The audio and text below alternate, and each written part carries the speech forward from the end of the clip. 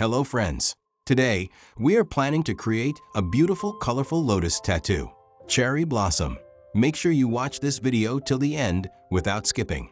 And don't forget to share it with your friends and beginner tattoo artists.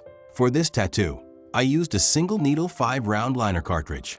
With the same needle, I completed both the outline and stipple shading technique.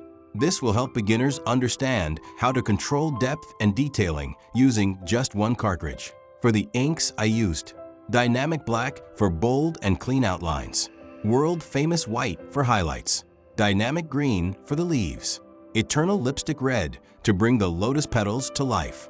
The combination of these colors gives a vibrant and rich finish to the tattoo. I hope this video gives you useful tips and inspiration for your next tattoo idea. For more creative tattoo techniques and ideas, subscribe to our channel and press the bell icon to receive all my upcoming videos. Don't forget to comment your thoughts about this tattoo. Now let's start.